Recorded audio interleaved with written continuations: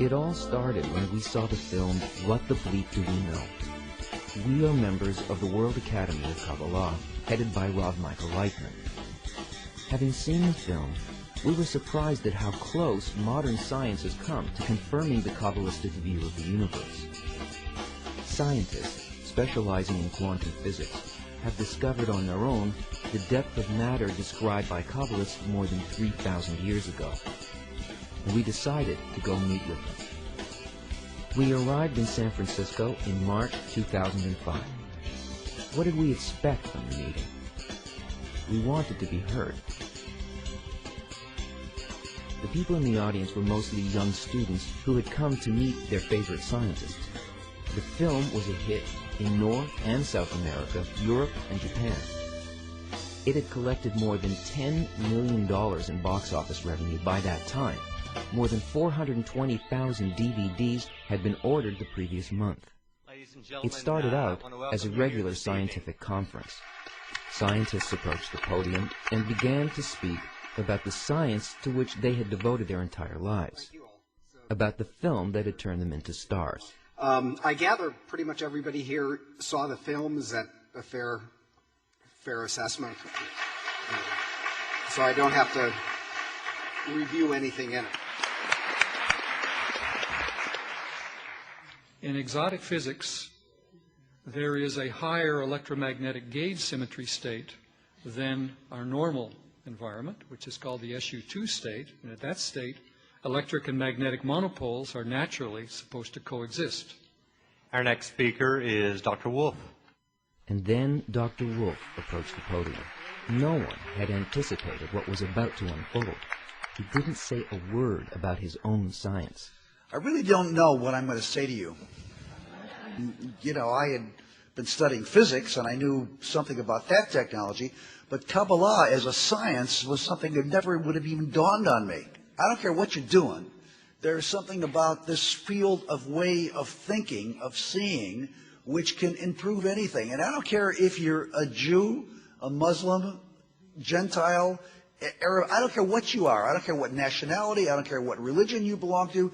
There's something in this that will, I think, awaken something in you. In order to understand what had happened, we need to go back to the previous day, to his one-on-one with Rav. Unfortunately, we didn't start shooting from the beginning. But Wolf's question was how to stop endless conflicts all over the world. The soul consists of three lines: middle, left, and right. All the conflicts in the world are over who controls the middle line.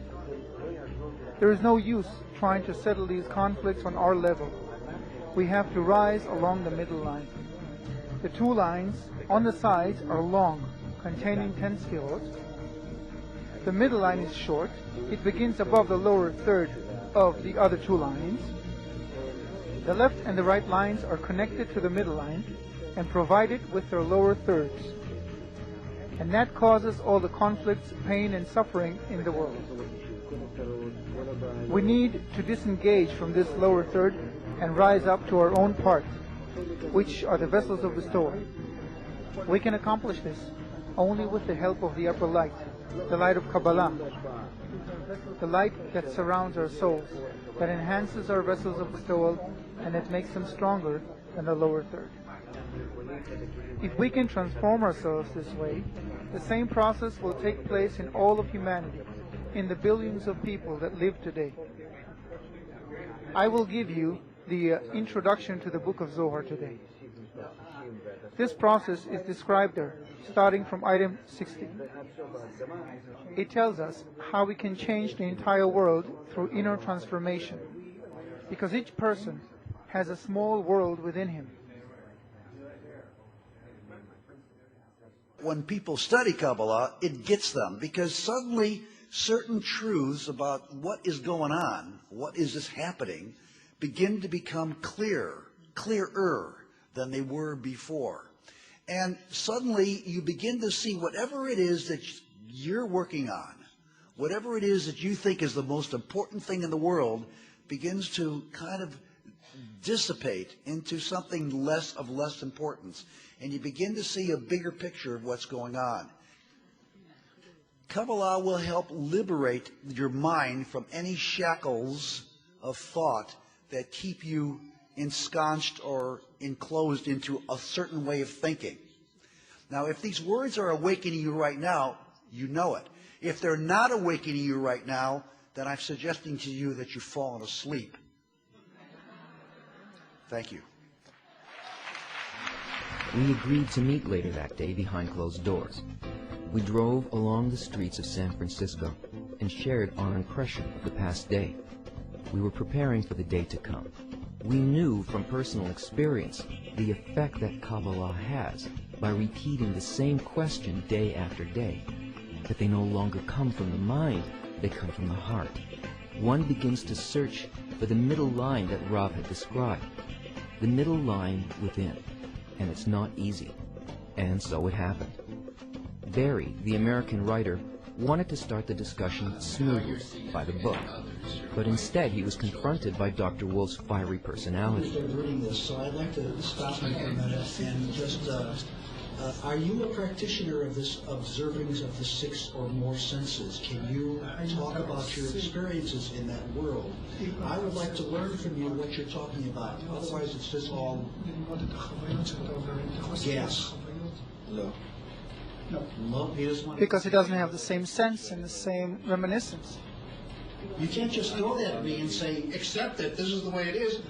Kabbalah, that's what it teaches you. And if you just do this, you'll be, I'm not, that's bullshit to me. I'm not going to accept that. So please allow him to talk. Sure. The wisdom of Kabbalah states that reality is only a will to receive.